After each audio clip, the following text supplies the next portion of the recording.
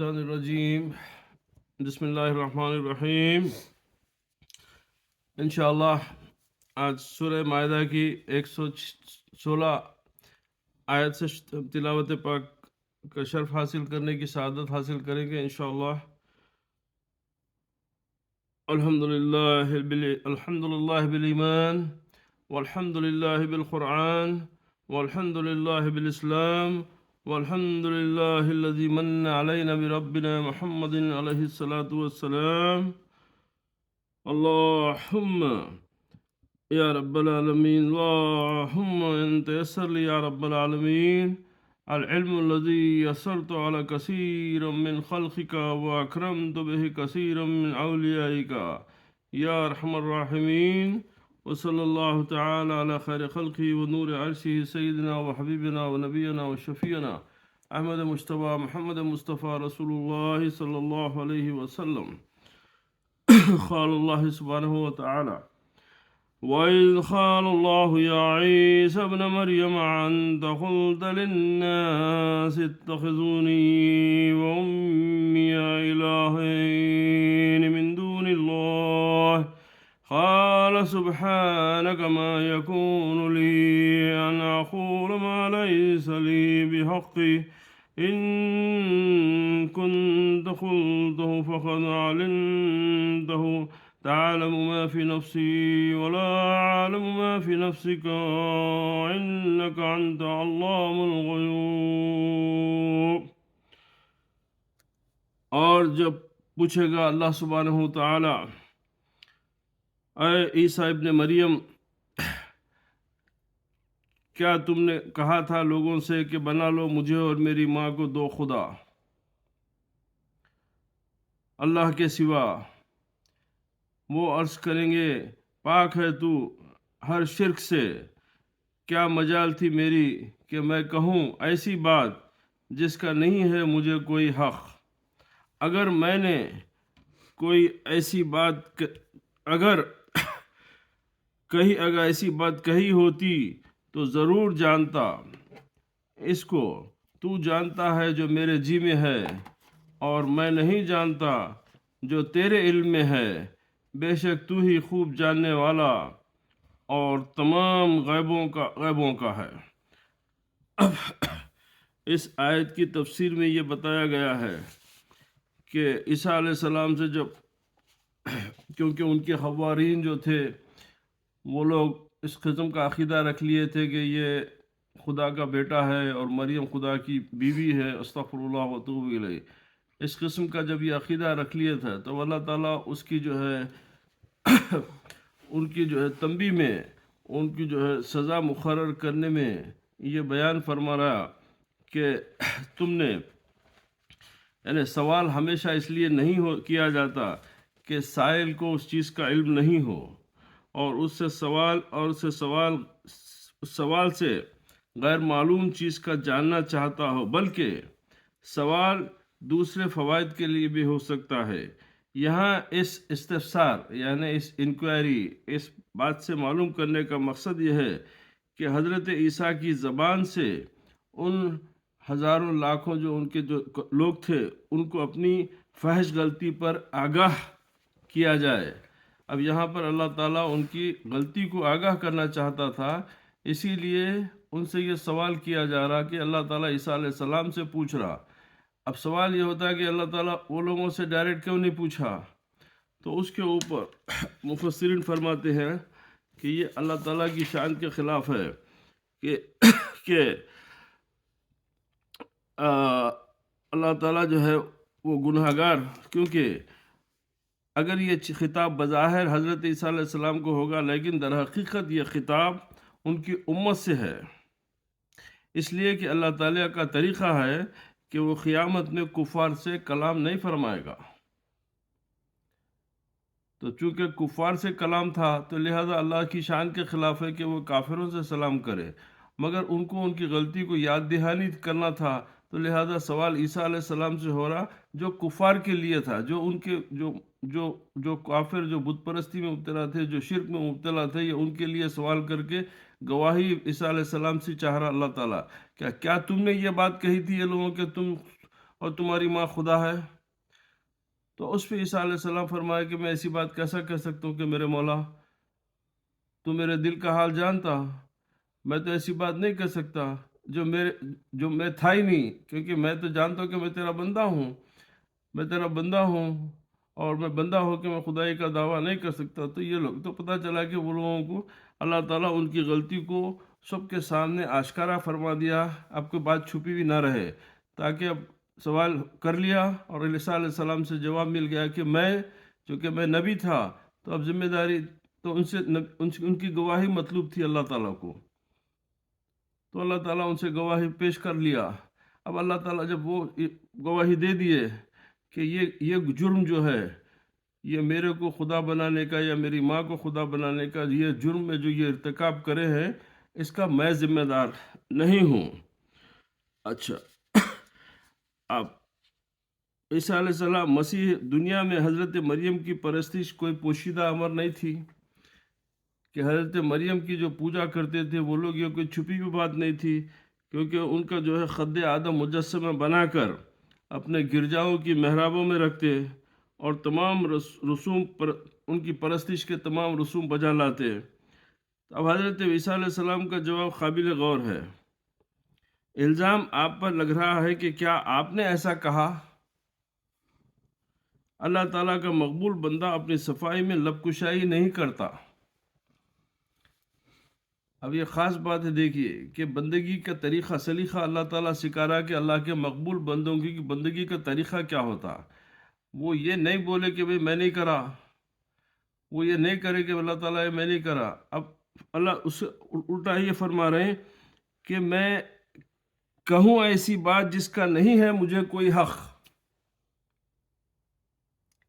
اب یہ دیکھیے طریقہ بندگی کا کہ میں ایسی بات نہیں کہہ سکتا جس کا مجھے حق نہیں ہے۔ یہ نہیں بولے کہ اللہ میں نہیں بولا، انکار نہیں کرے، اب یہ کہ بھئی میں ایسی بات نہیں کہہ سکتا جس کا میرے کو حق ہی نہیں ہے۔ تو اب یہاں پر لب کشائی نہیں کرتا، بلکہ اپنے رب کی عظمت و پاکی کا اعلان کرتا ہے اور اپنی صفائی اپنے سب کچھ جاننے والے خدا کے سپرد کر دیتا ہے کہ مولا تو جانتا، تو عالم الغیب ہے، تو تمام چیز سے واقف ہے، اور تو میرے دل کا حال بھی جانتا کہ یہ کام جو میں نہیں کیا یہ تو جانتا۔ لہذا اب یہاں پر کوئی ذمہ داری اپنے آپ صرف اپنی صفائی میں یہ بول رہے ہیں کہ میں وہ بات نہیں کہہ سکتا جس کا مجھے حق نہیں ہے، اور تو بہتر جاننے والا ہے۔ یعنی اے میرے رب، تجھ سے کوئی بات مخفی نہیں، زمین و آسمان کے سب چھپے ہوئے اسرار یعنی راز تجھے معلوم ہے، میں کیا اپنی صفائی پیش کروں، تو جانتا ہے کہ میں نے یہ الفاظ ہرگز نہیں کہے، اور تیرا یہ بندہ جس پر ہر لحظہ تیرے کرم کی بارش ہو رہی ہے کہ کیا اتنا ناشکرہ بن سکتا ہے اور یہ جرأت کر سکتا ہے کہ ایسی بات کا مدعی بنے جس کا اسے کوئی حق نہیں۔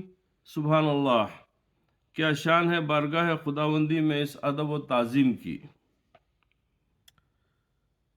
یعنی میں نے تو انہیں وہی کچھ کہا جس کے کہنے کا تو نے مجھے حکم فرمایا، اور تیرا یہ حکم تھا کہ میں یہ بولوں کہ لا الہ الا اللہ وعیسیٰ رسول اللہ۔ تیرا تو یہ حکم تھا کہ میں اسے بولوں کہ اللہ کے سوا کوئی معبود نہیں ہے، اور عیسیٰ جو ہے اللہ کا رسول، اللہ کا بندہ ہے۔ میں نے تو ان سے یہی بات کہی، میں ان سے یہ بات کب کہی کہ میں خدا ہوں یا میری ماں خدا ہے، استغفر اللہ واتوب الیہ۔ میں نے تو انہیں صاف صاف اور بار بار کہا تھا کہ تم صرف اس رب العزت کی عبادت کرنا جو میرا بھی مالک ہے اور پروردگار ہے اور تمہارا بھی۔ جب تک میں ان میں رہا اس وقت تک میں ان کی نگہبانی کرتا رہا، اور جب تو نے مجھے آسمان پر اٹھا لیا تو ہی ان کا نگہبان تھا۔ یہاں بعض لوگوں نے توفیتنی کے لفظ سے حضرت عیسیٰ علیہ السلام کی موت ثابت کرنے کی کوشش کی ہے، حالانکہ یہ غلط ہے، کیونکہ توفی کا حقیقی معنی مارنا نہیں بلکہ کسی چیز کو پوری طرح اپنے قبضے میں لے لینا ہے۔ اتوفی اخذ شیئن وافیان، کسی چیز کو کامل طور پر اپنے قبضے میں لے لینا. اور خیر ایک یہ تفسیری بحث ہے ان کی، کیونکہ اس کے بعد میں دوسری آیات میں صاف ہو گیا کہ اللہ تعالیٰ عیسیٰ علیہ السلام کو اوپر اٹھا لیا تھا. اب اس میں کسی، یہ تمام اہل ایمان کا عقیدہ ہے، کیونکہ حکم قرآن ہے کہ اللہ تعالیٰ حضرت عیسیٰ علیہ السلام کو موت نہیں ہوئی اور وہ زندہ حالت میں اللہ سبحانہ و تعالیٰ ان کو اپنی طرف اٹھا لیا. اب آیت نمبر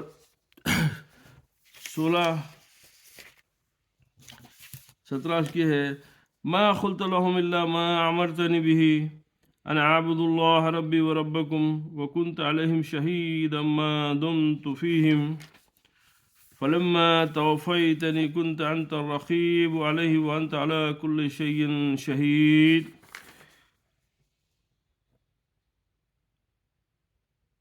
اچھا، نہیں کہا میں نے انہیں مگر وہی کچھ جس کا تو نے حکم دیا تھا مجھے کہ عبادت کرو اللہ کی، جو میرا بھی پروردگار ہے اور تمہارا بھی پروردگار ہے، اور تھا میں ان پر گواہ جب تک رہا میں ان میں. پھر جب تو نے مجھے اٹھا لیا تو تو ہی ان کا نگران تھا ان پر، اور تو ہر چیز کا مشاہدہ کرنے والا ہے. اب اس کے بعد اللہ اکبر،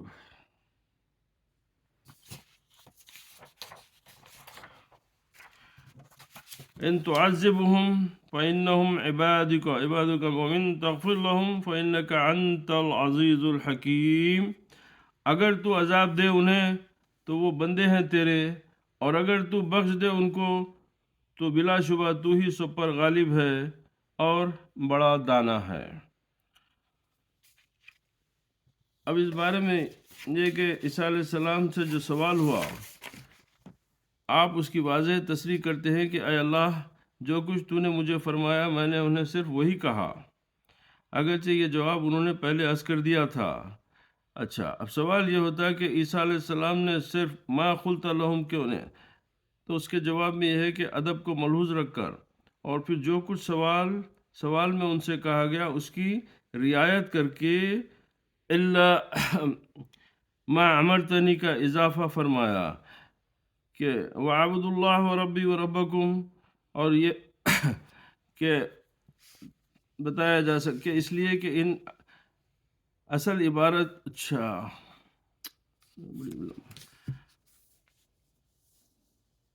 وقال اللہ،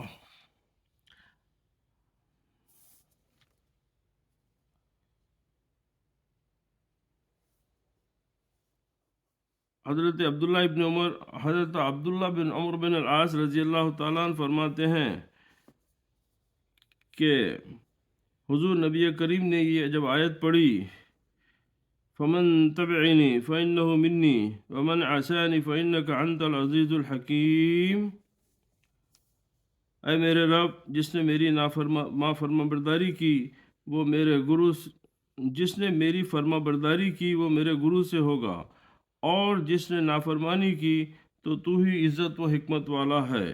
اور پھر یہ آیت تلاوت فرمائیں ان تعذبہم، پھر حضور زار و خطار رو پڑے اور عرض کی اللہم امتی. اللہ تعالیٰ نے جبریل کو حکم دیا کہ میرے حبیب کے پاس جاؤ اور اس سے رونے کی وجہ پوچھو، حالانکہ اللہ سبحانہ و تعالیٰ سب کچھ جانتا ہے. حضرت جبریل حاضر ہوئے، دریافت کیا تو رحمت عالم صلی اللہ علیہ وسلم نے اپنی امت کی بخشش کے متعلق اندیشہ ظاہر کیا. نبی کریم علیہ الصلاۃ والسلام اپنی امت کی بخشش کے بارے میں اندیشہ ظاہر کرے. اللہ تعالیٰ نے پھر جبریل کو یہ پیغام دے کر اپنے محبوب صلی اللہ علیہ وسلم کے پاس بھیجا. فقال اللہ یا جبرائیل اذهب الى محمد فقل انا سنرضیک فی امتک ولا نسعوک. یہ صحیح مسلم شریف کی حدیث سے اس بارے میں بیان کیا گیا ہے کہ اے مصطفیٰ صلی اللہ علیہ وسلم، آپ رنجیدہ نہ ہوں، یقیناً ہم آپ کی امت سے ایسے رحمت کا سلوک کریں گے جس سے آپ خوش ہو جائیں گے، اور ان سے ایسا معاملہ نہ ہوگا جو آپ کو ناگوار گزرے۔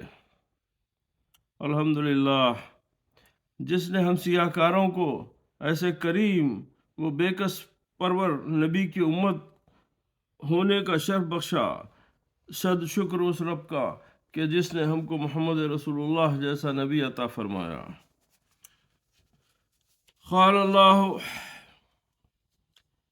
هذا يوم ينفع الصادقين صدقهم لهم جنات تجري من تحت الأنهار خالدين فيها أبدا رضي الله عنهم ورضوا عنه ذلك الفوز العظیم۔ فرمایا اللہ سبحانہ وتعالیٰ نے، یہ ہے وہ دن جس میں فائدہ پہنچائے گا سچوں کو۔ اب یاد رکھو آپ یہ بات کو کہ اللہ تعالیٰ فرمایا کہ یہ وہ دن ہے جس میں فائدہ ہوگا سچوں کو۔ اب سچے سے مراد کیا ہے؟ کہ ظاہر میں ہم سچ بولنا، یہ کرنا، یہ بے شک اچھی عادت ہے، یہ سچائی آپ کے ظاہری معاملات کے لیے ہے، یہ آپ کے دنیاوی معاملات کے لیے ہے۔ خدا کے نزدیک سچا وہ ہے جو خدا کو دل و جان سے ایک مانتا اور ایک اس کے اوپر بھروسہ رکھتا ہے۔ یعنی ہماری سچائی زبان کی حد تک ہے، دل کی حد تک ہماری سچائی نہیں ہے۔ اسی لیے کہ جیسے پیران پیر غوث اعظم دستگیر رضی اللہ تعالیٰ عنہ فرماتے کہ تو عبادت اللہ کی کرتا ہے اور دل میں غیر اللہ کو رکھتا ہے تو منافق ہے۔ ہم سچے نہیں ہیں، اس لیے کہ ہم گواہی تو اللہ سبحانہ وتعالیٰ کی دے رہے کہ تو ایک ہے، مگر اسی وقت جو ہے ہمارے قلب میں ہزاروں معبود جو ہے اتھل پتھل کر رہے۔ کیا مطلب؟ کہ ہر خواہش ایک معبود ہوتی ہے۔ تو اب اللہ کے پاس جو صادقین کا لفظ آیا ہے کہ ينفع الصادقین، کہ آج کے دن صرف سچوں کو فائدہ ہوگا، تو مطلب یہ ہے کہ وہ سچا جو مجھے دنیا میں میری کبریائی کو، میری توحید کو سچا جانتا تھا اور اس پر عمل کرتا تھا، اس کا یقین کامل رکھتا تھا۔ اسی لیے نہیں کہ میں بولوں کہ اللہ ایک ہے مگر میری طبیعت جو ہے، میرے اعمال اس سے مطابقت نہیں کھاتے، میرے حرکات، میرے سکنات اس سے مطابقت نہیں کھاتے، تو وہ جو ہے وہ زمرے میں نہیں آتا جس زمرے میں اللہ سبحانہ وتعالیٰ خطاب فرما رہا صادقین کے بارے میں۔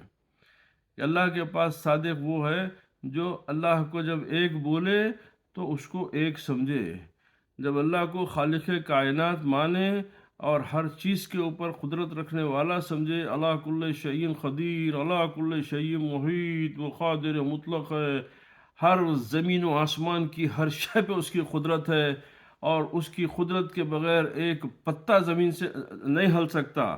جب یہ تمام چیز کا دل سے یقین کر کے اس کے اوپر عمل پیرا ہو، وہ ہے صادق۔ ایسا نہیں کہ بھئی میں تو بول رہا ہوں اللہ ایک ہے مگر تھوڑے نقصان سے جو ہے کوئی دوسرا میرے ساتھ ہو جا رہا اور اللہ دور ہو جا رہا، خوشی کی وجہ سے میں خوشی میں مبتلا ہو گیا اور اللہ کو بھول گیا، تو یہ طریقہ صادقین کا نہیں ہے۔ اس کی ایک مثال خود پیران پیر کے واقعے سے جو بارہا آپ لوگوں کے گوش گزار کیا ہوں، مزید اسی صادقین کی تشریح میں کہ صادق لوگ کیسے ہوتے، کہ پیران پیر سرکار تشریف فرما تھے، ایک شخص آ کے بولا کہ حضور آپ جو کشتی میں آپ کا سامان آ رہا تھا وہ کشتی ڈوب گئی۔ آپ فرمائے کہ الحمدللہ۔ پھر آگے بولا کہ حضور وہ جو اطلاع تھی وہ غلط تھی، وہ آپ کی کشتی تو صحیح سلامت ہے، وہ کشتی جو ڈوبی وہ آپ کی نہیں ہے، آپ کی کشتی صحیح سلامت ہے۔ آپ بولے الحمدللہ۔ وہ شخص فکر مند ہو گیا، آپ پوچھا یا پیران پیر نفع پہ بھی الحمدللہ، نقصان پہ بھی الحمدللہ؟ بولے ہاں، کہ جب تم میرے کو نقصان کی خبر سنائے تو میں اپنے دل کی طرف دیکھا کہ نقصان کی وجہ سے کیا میرے رب سے میرے تعلق میں فرق پڑا؟ تو نہیں پڑا، الحمدللہ۔ نفع کی وجہ سے، خوشی کی وجہ سے میرے رب سے میرے تعلق میں فرق پڑا؟ نہیں پڑا، الحمدللہ۔ تو یہ ہوتا ہے صادقین کا معیار بندگی۔ صادقین کا معیار بندگی یہ ہوتا کہ ہم ہر حالت میں اپنے رب سے تعلق خاطر رکھیں، اپنے رب سے تعلق میں فرق نہ لائیں، اس کی بندگی کو مقدم رکھیں، اس کی کبریائی کو، اس کی الوہیت کو ہمیشہ ہمیشہ جو ہے ہم اپنے مقدم رکھیں۔ تو اسی طریقے سے اب یہاں پر ابن حیان فرماتے ہیں کہ اللہ تعالیٰ کی رضا ہی سب سے بڑی کامیابی ہے، کیونکہ اس نعمت عظمیٰ کے سامنے جنت اور نعم جنت کی کیا وقت ہے۔ اللہ تعالیٰ کی رضا سے بڑھ کے فرماتے ہیں کہ بھئی یہ جنت اور جنت کی نعمتوں کا بھی اللہ تعالیٰ کی رضا کے سامنے کوئی مقام نہیں ہے۔ بے شک جنت بڑی چیز ہے، بے شک جنت ہر سب کی طلب ہے، بے شک جنت ہماری خواہش ہے، اللہ دلا دے ہم کو، مگر بولے نہیں، وہ اللہ تعالیٰ کے فضل اور اس کی رضا سے بڑھ کے نہیں ہے، کیونکہ جب جو بندے سے اللہ راضی ہو جاتا ہے تو اس کے لیے تو جنت کیا چیز ہے۔ تو صادقین کا زمرہ یہ ہوتا ہے کہ وہ لوگ ہمیشہ اللہ سبحانہ و تعالیٰ کی رضا کے پیش نظر رہتے ہیں، کیونکہ جیسے اس سے پہلے بھی میں بتایا تھا آپ سے کہ دیکھیے جنت عبادت ہے، جنت اللہ کی نعمتوں میں سے عظیم نعمت ہے، اور ہر ایمان والے کی تمنا ہے، ہر ایمان والے کی آرزو بھی ہے، مگر جنت کے لیے عبادت کرنا یہ ناقص بندگی ہے، یہ کامل بندگی نہیں ہے۔ اس کو اگر بالکل آپ کے میرے دکنی الفاظ میں یا بالکل عام فہم میں اگر میں بتاؤں تو اس کی مثال ایسی ہے کہ جہیز کے لیے بیوی سے محبت کرنا، تو یہ محبت جو ہے یہ محبت میں پائیداری نہیں ہوتی۔ تو خدا کے بندے صرف خدا کے لیے عبادت کرتے ہیں، اس لیے کہ اگر میں جنت کے لیے عبادت کروں گا تو جنت اوپر ہو جائیں گی اور خدا نیچے ہو جائے گا۔ استغفر اللہ، یہ تو بڑی گھاٹے کا سودا کر رہا ہوں میں۔ نہیں، میں ہر حال میں اللہ تعالیٰ کو اوپر رکھوں گا، میں تیری رضا کے لیے عبادت کر رہا ہوں، میں تیری رضا کی خاطر کر رہا ہوں۔ اب بے شک امید ہے کہ جب تو راضی ہوں گا تو اچھے سے اچھی جگہ پہ رکھیں گا۔ میں اپنے اچھے دوست کے پاس گیا تو انہیں میرے کو ٹوائلٹ کے پاس تو لے آ کے نہیں بٹھائیں گا نا، انہیں اپنے ڈرائنگ روم میں صاف اچھی جگہ بٹھائیں گا میرے کو۔ جو میرا دوست ہے وہ میرے گھر، اب اس کے گھر جاؤں گا تو میرے کو میرے دوستی کے پیش نظر تو اچھی جگہ بٹھائیں گا۔ تو اسی لیے پیش نظر جنت نہیں ہے، پیش نظر اللہ کی رضا چاہیے، پیش نظر اللہ سبحانہ و تعالیٰ کی خوشی اور اس کی عبادت چاہیے، تو اس کو پیش نظر رکھنا ہے۔ اچھا، یہ اس سورہ کریمہ کے سر پر زرین تاج ہے، سب شہادت کا ازالہ، سب گمراہیوں کا رد اور سب حقائق کا حاصل اور نچوڑ اس میں بیان فرما دیا۔ فرمایا زمین اور آسمان اور ان میں خاکی، ناری اور نوری، بے جان اور جاندار، بے شعور اور باشعور، جو کچھ بھی ہے سب اللہ وحدہ لا شریک کی حکمت ملکیت ہے، سب اللہ سبحانہ و تعالیٰ کی ملکیت ہے، اور اس کے سوا اور کوئی خدا نہیں، کوئی خدائی میں شریک نہیں، کوئی اس کا بیٹا نہیں، سب اس کے بندے اور اس کے حکم کے پابند ہیں۔ ہر چیز اسی کے قبضے قدرت میں ہے، اور اگر کسی کو کوئی چیز نہ دے یا دے کر چھین لے تو کوئی دم نہیں مار سکتا۔ اور اپنے محبوبوں کو، خصوصاً اپنے محبوب ترین بندے سید المرسلین صلی اللہ علیہ وسلم کو جو دینا چاہے وہ دے دیتا ہے، اور کوئی اعتراض نہیں کر سکتا، اس لیے کہ سرکار کے بارے میں خود اللہ سبحانہ و تعالیٰ فرمایا ہے کہ وَلَسَوْفَ يُعْطِيكَ رَبُّكَ فَتَرْضَىٰ۔ دیکھیے کہ ہم سے مطالبہ یہ ہے کہ تو اپنے رب کو راضی رکھ، تو اپنے رب کی عبادت کر، اپنے رب کو خوش رکھ، اپنے رب کا فرما بردار بندہ، اور تجھے اگر تو فرما برداری کرے گا، تو اطاعت کرے گا، تو ایمان پہ موت ہوگی تیری، تو میں تیرے لیے جنت میں مقام ہے، تو جنت ہے، فا ہے، یہ تمام نعمتوں کا ذکر ہے۔ مگر نبی کریم علیہ الصلوۃ والسلام سے کیا فرمایا کہ فلسوف یوتی کا ربو کا فترضا، کہ اے حبیب میں آپ کو اتنا دوں گا کہ آپ مجھ سے راضی ہو جائیں گے۔ یہ بڑا فرق ہے کہ اسی لیے کسی شاعر کا بڑا اچھا ہے کہ بھئی کہ سب خدا کی رضا چاہتے ہیں، خدا چاہتا ہے رضائے محمد صلی اللہ علیہ وسلم۔ للہ ملک السماوات والارض وما فیہن وہو علی کل شیء قدیر، اللہ ہی کے ہیں زمین و آسمان، بادشاہی سب اللہ ہی کے لیے، سب آسمانوں کی اور زمین کی، اور جو کچھ ان میں ہے وہ ہر چیز پر پوری قدرت رکھنے والا ہے۔ اب یہاں پر الحمدللہ سورہ مائدہ کا اختتام ہوا۔ سورہ مائدہ جو ہے یہاں پر ختم ہوتی ہے، اور اس کے بعد یہاں سورہ شروع ہوتا ہے، سورۃ الانعام۔ اب سورہ پاک کا نام انعام ہے، اس کی آیتوں کی تعداد 165 ہے اور رکوع کی تعداد 20 ہے، کیونکہ اس میں انعام یعنی مویشیوں کی حلت و حرمت کے متعلق، یعنی ان کے حلال ہونے اور ان کے حرام ہونے کے متعلق قرآن کریم کفار کے جو خیالات فاسدہ کی تردید، اس کی اللہ تعالیٰ اس کو رد کرتا، اس کی تردید فرما رہا کی گئی ہے، اسی لیے اس سورت کا نام رکھا انعام۔ انعام سے مراد مویشیاں ہوتے ہیں۔ اس کے کلمات کی تعداد 3100 اور حروف 12935 ہیں۔ حضرت ابن عباس رضی اللہ تعالیٰ عنہ اور دیگر صحابہ سے بسند صحیح ثابت ہے کہ یہ سورہ باستثناء چند آیات بیک وقت مکہ مکرمہ میں نازل ہوئی۔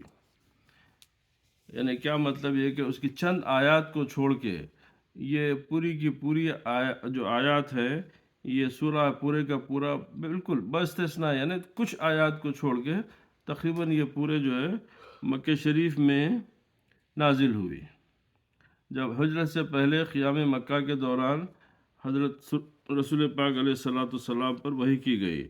اس کا سال نزول کا تعین مشکل لیکن مختلف۔ چلیے اب اس میں جو بیان فرمایا گیا ہے اس کی تلاوت کا شرف حاصل کریں گے۔ بسم اللہ الرحمن الرحیم۔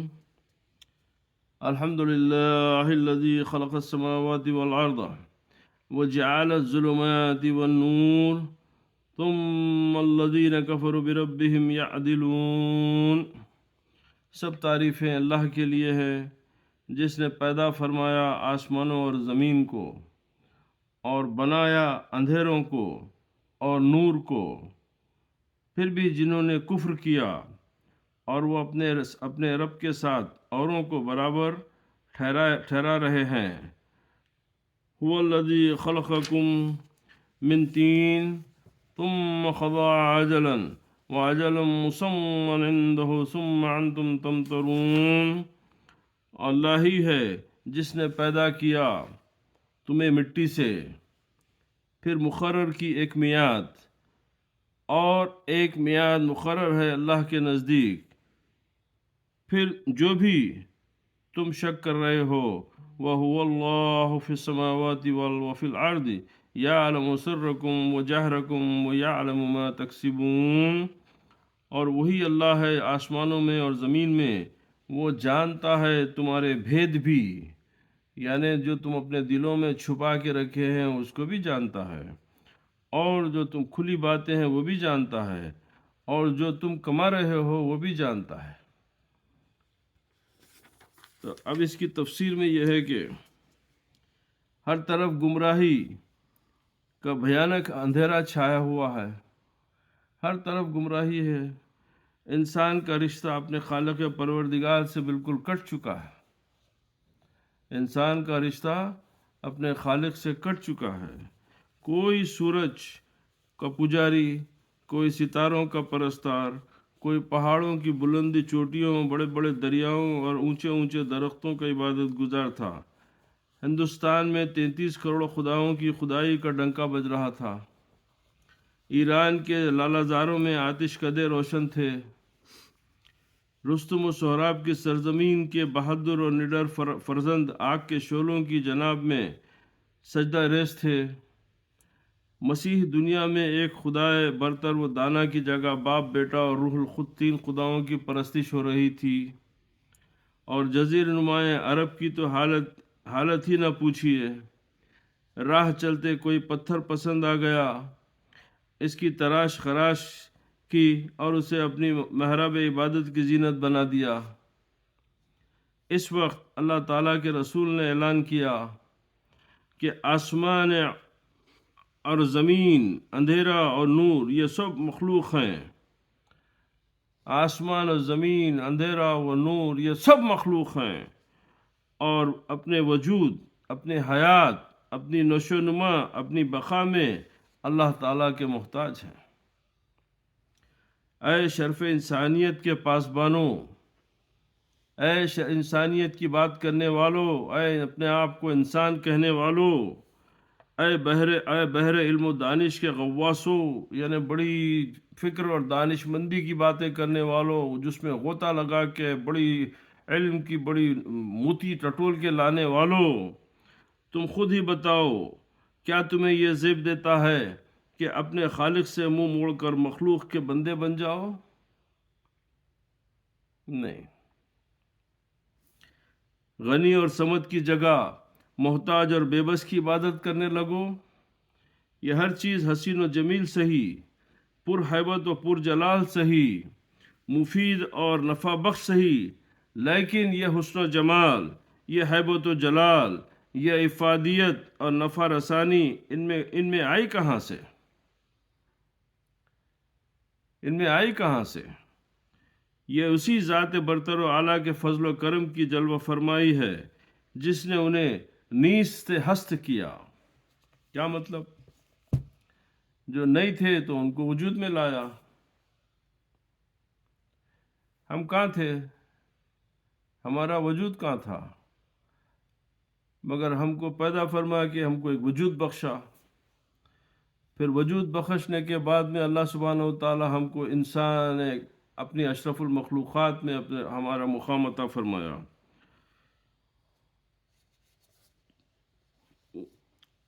اچھا، عدم سے موجود کیا تو ہم تو ستائش اسی کی ہونی چاہیے، تو لہذا ہم پہ ذمہ داری ہے کہ ہم کو اپنے پیدا کرنے والے خدا کی حمد و ثنا کریں، اسی کی عبادت کریں اور اسی کے سوا کسی کی عبادت کی طرف ہمارا رغبت نہ جائے۔ تو اب چونکہ وقت ختم ہو رہا ہے تو لہذا میں جو ہے تفسیر کو یہاں پہ میں روک دیتا ہوں۔